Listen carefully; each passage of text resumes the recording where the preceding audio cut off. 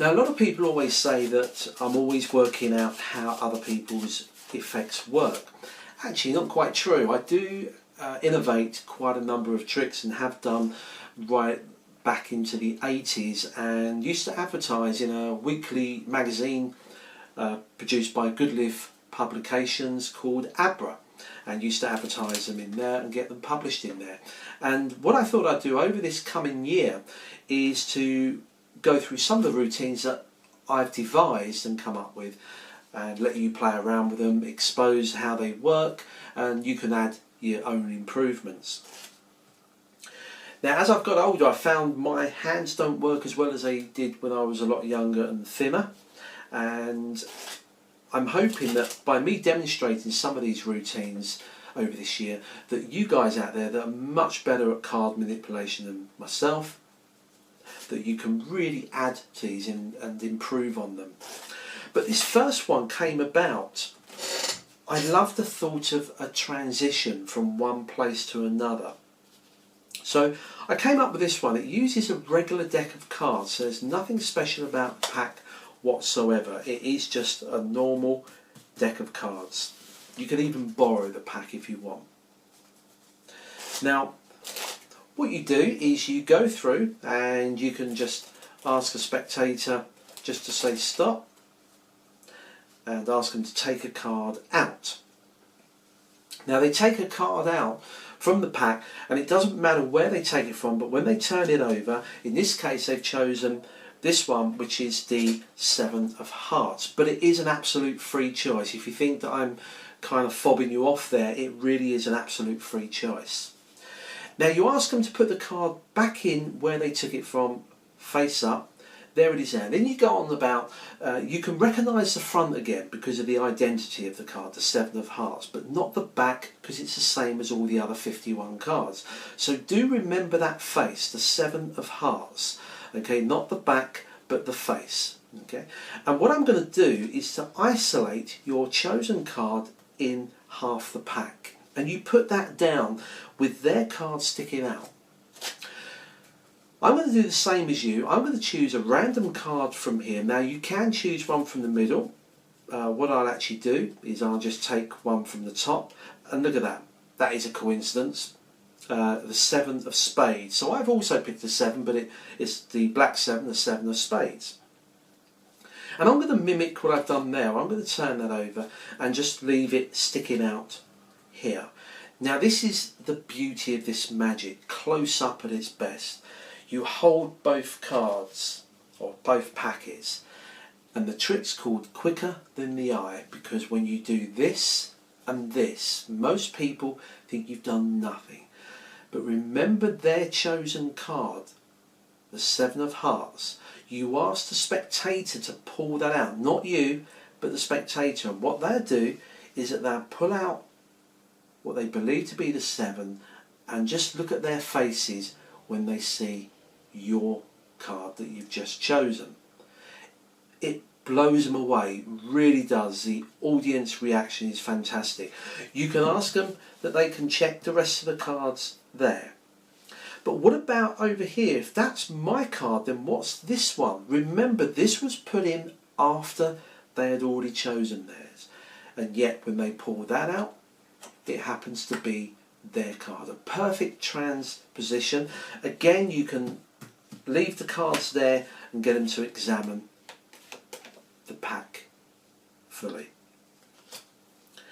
And that's a trick called Blink that I came up with many years ago.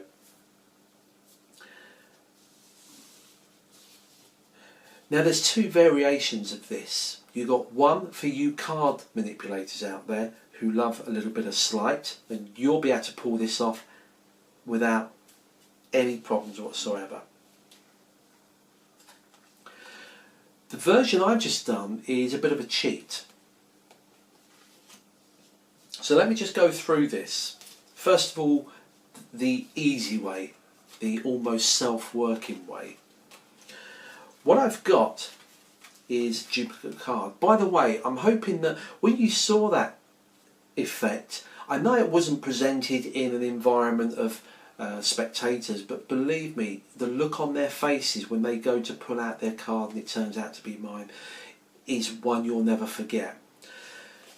Hopefully it kind of made you sit up and think, wow, that's good, before you analysed it.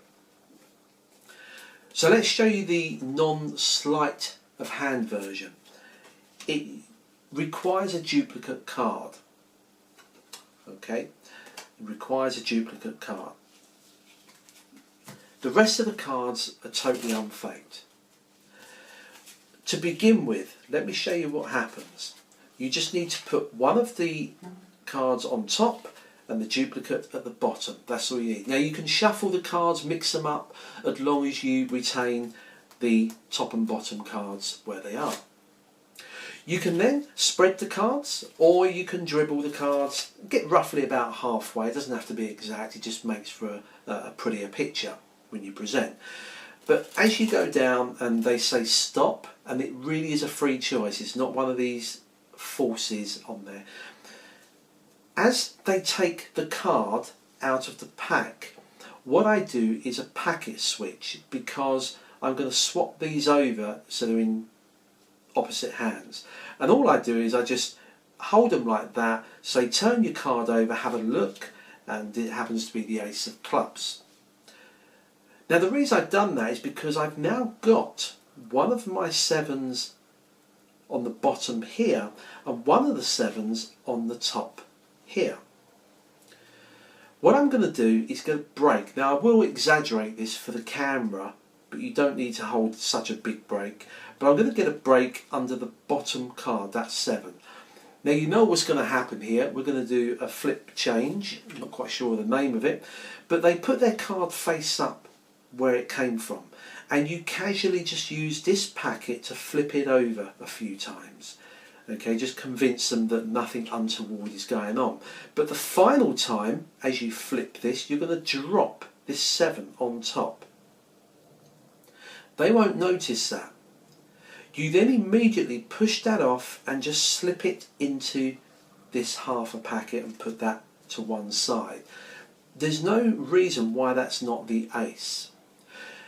You then come over here. Now you can do a full shuffle if you want on there, but the cards are in a perfect order, and rather than say, look, I'm going to take a card, I'll tell you what, just to keep it simple, I'll take the top card. Now what I've actually done there is a double lift. So what I've done is I've turned 2 cards over, and this is my apparent chosen card, the 7 of spades. You then say, I'm going to repeat what I did with yours and slip it in there. Now at this point in the trick, the great thing about magic is people not knowing what's about to happen. As far as the audience is concerned, is their chosen ace is there, my chosen 7 is there. Why wouldn't it be? Then you talk about the transposition, blink and you miss it. You can do some sort of movement or something like that, or you could even just wave your hands over the top. But this is the real kicker. Ask them to pull out their card, and when they grab it, because you're not giving it to them, they pull that out and they see that, the card they've just seen. It's amazing. When they pull this one out, it's theirs. A transposition has taken place. It's fantastic. Now I did say you could examine the cards, and you could if you felt someone was going to examine the cards. I know that the duplicate is here. I could just put the cards together and I could just palm that off, no problem at all, and hand the cards out. I don't think people will do that, and even if you do go through, you can spread them and say you can examine the cards. There's no duplicates there at all. So how does it work? I said that there was a couple of versions. That one there, which is the easy way out. But what if you was at a party and someone just shoves a pack of cards in your hand and you don't have the duplicate?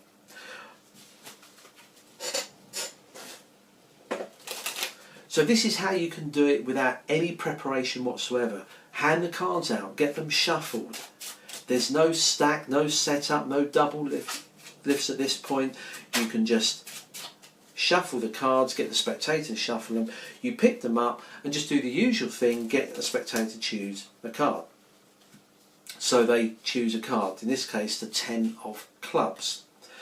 Now all you do is you're going to get a break under the bottom card here.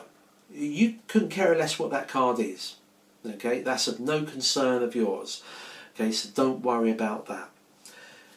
The card goes back, you do the usual flip over. Remember the face, not the back. It's the face that you want to remember, the 10 of clubs. You've now dropped this odd card on top, which you then slip in there. Put that. That's not their card, that's their card there. You can then just do a double lift, as usual. I've got the king, so you've got the 10 of clubs. They believe that to be the 10 of clubs. This is the king. Going to turn that over and slip that in there. Actually, that's their card. So you then say, on this time, I get them to pull this one out. Now my king, a little transposition, doesn't look much, but what I want you to do is to pull out my card. When they pull that out, the shock of that changing in their hand from my card to their card blows away. Now at this moment in time, remember, misdirection. Soon as that's gone, what you're busy doing is pushing this top card, which is your card, into the palm of your hand. Now I'm not particularly good at palming, and this is why I said you guys out there will make a much better job at this move than me. Palm that and spread the cards, say look, there's no duplicates in there. As you go to grab this packet, you're going to drop this on top. You pick up the cards, you pull out this card, and you can then just do a simple double turnover. And what I do is I flip this over, put that down, spread these. They can examine the cards, there's no duplicates, and that's called blink. I'm sure you magicians watching this who can handle cards much better will improve on that, but hopefully it's given you a little bit of an idea to work with